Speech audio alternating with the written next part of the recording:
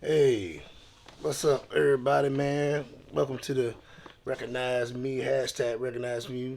If you like the videos, like and subscribe. Hashtag Recognize Me. It's old Zig, man. Today, I want to talk about all the guys, man, lost in the system. That terminology of lost in the system, everybody forgot about, you know? You rarely hear these names, except for a couple brothers. They talk about a couple brothers here and there, but a lot of brothers in that joint. Bo Billy, Charles Carter, um, Rico Holiday, as I mentioned before, um, Tiny Brown, Hercules, Boone, Wakil, Jesse Pritchard, white boy Jesse Pritchard, Bam, Shorty Pimp, the list goes on and on, man. So many dudes. Fred, Big Fred, Red Fred run a million miles. Me and Fred, good friend. Me and Fred used to run. He taught me how to run. We used to run 8, 9, 10 miles a day. Um, Shorty World, Sherman Murmur, Pinky, shit. Man, so many dudes lost in that system. A lot of people don't know nothing about those dudes who did warrior shit. All of them did what they did for a purpose or a reason. Some of them may have did a questionable shit. You know what I'm saying? But it was a lot of dudes. It was a lot of dudes from all over Richmond, Tidewater, DC, everywhere. You know what I'm saying? So I'm gonna say, man, me coming up in that joint at 18, I'm running across these cats, because I'm going to the camps where everybody getting in trouble. So I never went to them camps where everybody was chilling. A lot of them camps, they was doing good. Them camps, dudes was there, and they was alright because those camps was basically chill camps. Greenville, you know what I'm saying. Even though a lot of shit was going on at Greenville, people was down there. You close to home. A lot of dudes was close to home. I was in the mountain joints. I was in the King Mountains. I was in the Red Onion, the Wallace Ridge, the Supermax joints. I was at Augusta. I was in places like that. You know what I'm saying? I had my little time in Mecklenburg. I met a lot of dudes on Mecklenburg. That's where I met Doc and I met Wakil and I met Frank Clement. You know what I'm saying? It was a lot of dudes. It's a lot of things about that locked up shit, man. You found dudes like I was said in many of my videos before, they seem like ordinary people. They used to do extraordinary things. Because you can imagine you could do that stuff out here. But imagine a person doing that stuff and they got handcuffs on one minute and you look, they ain't got no handcuffs at all. Frank Clemens, shoot, he about 320 pounds, but he could do a split from his toilet to his bunk. He had that type of level of flexibility as a man 320 pounds. So you can imagine the destruction that he used to make when he got mad. It was Doc and all them dudes, they were skinny dudes. Lloyd Walker, they were slim dudes. And they motherfucking took on dudes twice their size. Shorty World, Shorty Mama, all them dudes, man, they name was Shorty for a reason. Them dudes was like 5'5", you know? And it's crazy, man, how you look at it. It's like, it's a lot of them dudes, they still locked up, man. A lot of them dudes, that shit, look, I did 28. Them dudes were locked up before me and they still locked up now. And like I said, man, that loss of the system is a mug. And I felt like I dedicate this video to them. It's so many names, man, so many people. If I just keep naming, I would never be able to give you the content. This would be an hour long, 2 hours at least.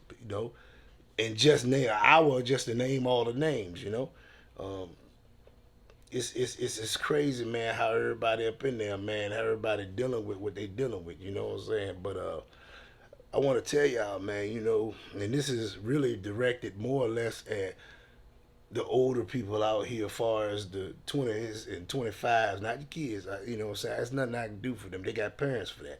But y'all guys out here and women out here, y'all need to know, man, that situation, man, in there, you know what I'm saying, and how things go and what people do. Y'all shouldn't be so caught up in them. When y'all have y'all cousins and people come out and y'all on the phone with with people and stuff, they talking to y'all, man, you don't want to hear what be going on in there, man, because that's a whole nother motherfucking joint. It's not like you can just go up in there and you can be like, I'm gonna be this type of person. Ain't nobody gonna say nothing to me. Ain't nobody gonna do nothing to me. I'm good, because people gonna come at you regardless, man. You know what I'm saying? So it's always like that. But like I said, them group of dudes that I just named and plenty more. And forgive me if I didn't name dudes. You know what I'm saying? But I'm gonna be naming them, but I'm just saying those dudes taught me a lot of shit because I didn't know. I was young. I was 18. You know what I'm saying? 19 years old, and they took a liking to me due to the fact of my situation.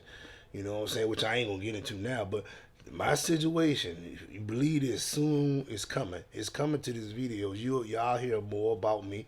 You know what I'm saying? Whatever research y'all do, you know what I'm saying? Well, somebody tell you, you know what I'm saying? Once this, platform becomes a certain way, y'all gonna know. You know what I'm saying? And the reality of it is, man. Man, I'm getting ready to turn 50 years old, man. You know. I've been out here now 3 years, man. I done did my tour duty in prison. I did my street duty. You know what I'm saying? I took care of business. You know what I'm saying?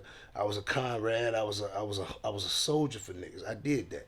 You know what I'm saying? It's like a lot of times, man, you don't even survive all that, man. People die, everything like that. Every dude from around my way that have survived it, they into their thing, and I commend them, like I said. But then there's ones that didn't, and a lot of them died, man, when they was we was in our teenage years, and sometimes I wonder. I be like, people talking about these people like they was there, and then the people talking about it younger than them.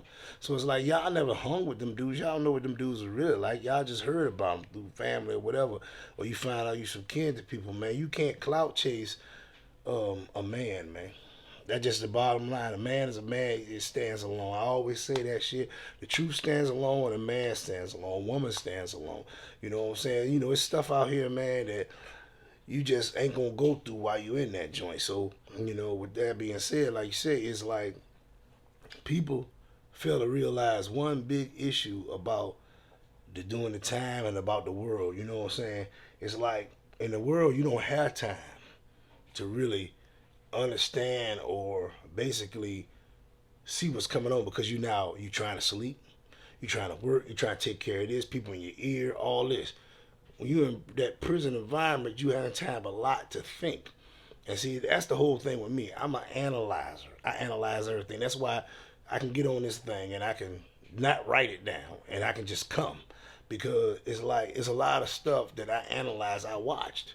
You know what I'm saying? And in watching stuff, you learn how to deal with different situations because for real, fear, being scared, the only reason that you scared, the definition of fear is that you don't know. So if you know something, you can't be scared of it because you done been through it before. And I done been through so many situations that has limited the situations that I haven't been through. And those guys I named in the beginning of this show, those guys from different shit they done, whether I had a relationship with them as far as being around them or a relationship as far as just seeing them and observing them, they taught me how to deal with situations in there, which better enabled me to be able to come out here and deal with situations also. A lot of things, man, that you go through out here, man, is no different than common sense. A lot of things you see shit, like I say, like you driving your car and you ready to merge. You see when you look in your peripheral vision at the mirror, you see a car speeding up. So you know if he's speeding up, you need to slow down, let him on pack. He in a hurry. Whoever it is, she in a hurry. But if you continue to do that and not pay attention to that, then 9 times out of 10, that car gonna creep up with the speed behind you and hit your car.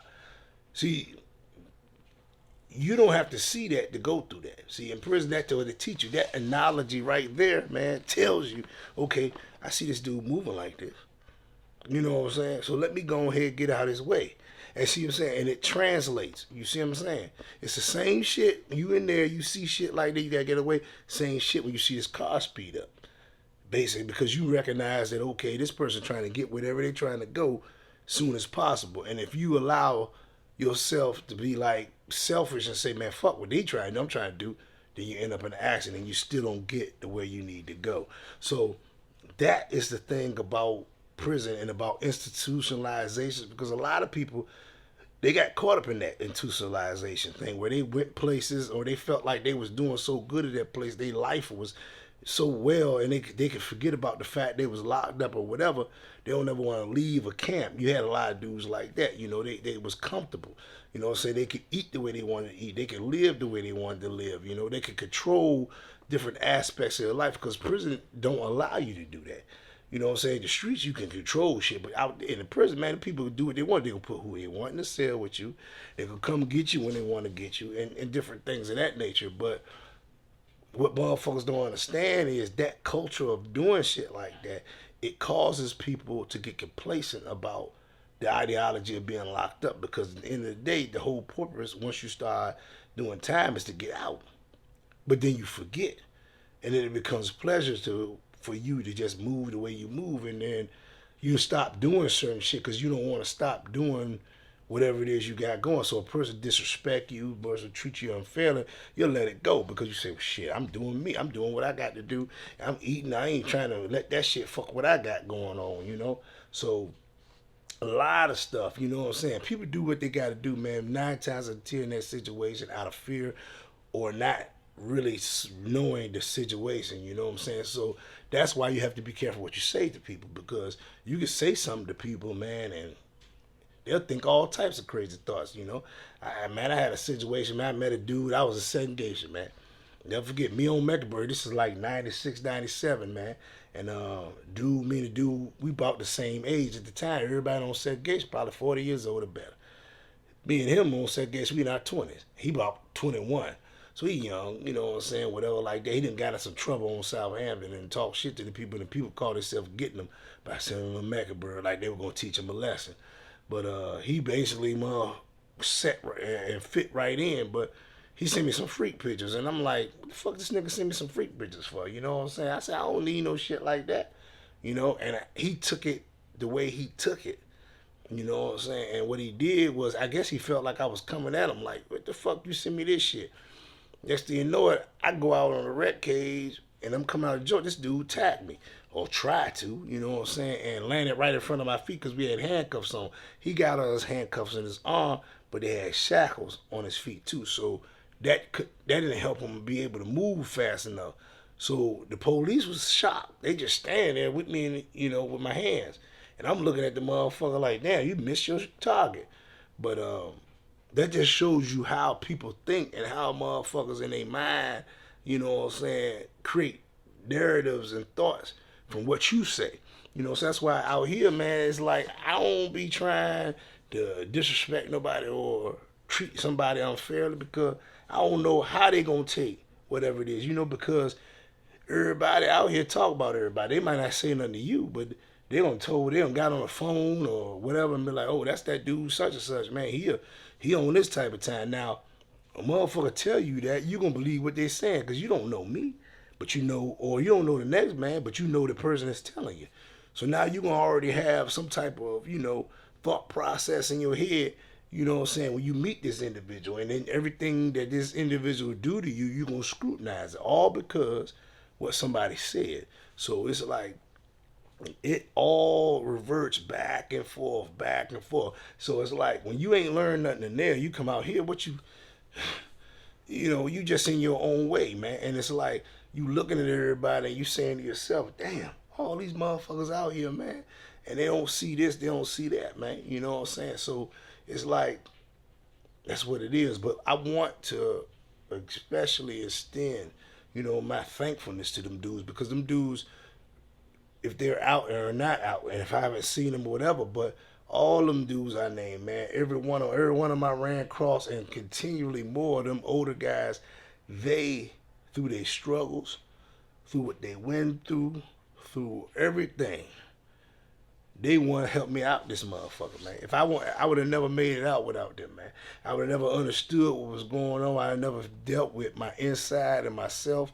You know what I'm saying? I would never achieved the things I achieved while I was in there, had it not been for them, man. And it's like it's time for people to start recognizing some of them dudes in there and stop worrying about, okay, all this shit that's going on with other people and this and that, but you got people that it's not fair. It's like you done did X amount of time, man. 4 years is enough away from society. But when you got motherfuckers doing 30, 40 years, 50 years in the penitentiary, man, living like that, y'all dead wrong, man. Y'all, America, man, done sat here, you making money off them dudes, or however, whatever it is, whatever the politics is. It's not fair, man. Motherfuckers need to be out here. These dudes don't have no children. These dudes don't have nothing or family or whatever, man. Then the ones that got children, they watch their own children come into the 2 street times.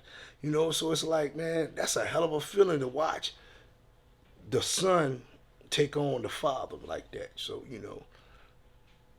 y'all be out there, y'all be safe, man. I don't even, know how to deal with this shit when I be talking to y'all about certain shit like that, because those dudes are good dudes, man. It's amazing that ain't nobody out here, motherfucker, saying nothing about them or treating them like well. Like I said, once again, I always say, man, motherfuckers know Bob Marley, Tupac, all them people, man. Big and small, they know all these people, man. But you got grown men and men that have been part of families and everything else, and they sit up in their pensions no matter what they did, however y'all feel about them dudes. Y'all can't speak on them, man. Y'all can't show love for them dudes, man. Because them dudes struggling and however way they is, they ain't alright. You know what I'm saying? They'll tell you, they call the family, they probably say, I'm alright. Man, shit, them man, ain't nobody ever alright in there. They always need. You know what I'm saying? So, it is what it is. Cause I know when I was in there, I wasn't alright. I was alright for what they thought. I was in there alright, but I wasn't alright, man. You know what I'm saying? I won't no good. I ain't get no visits. You know what I'm saying? I ain't get no whole lot of visits. I ain't see no people. I was just living, man. So I was existing, and I ain't like it. So, that's part of this platform. That's why I come out here, because like, I'm being honest, man. I'm being real with it. If it blow, it don't, and it is what it is. But man, come on, man, recognize. So y'all follow the channel, man. Please give it a thumbs up. You know what I'm saying? This right here is what it is, man. You know what I'm saying? Raw, uncut, man. You know what I'm saying? Check my next video out. I'm coming with something different. I'll be coming with, different ideologies and stuff like that, man. And peace.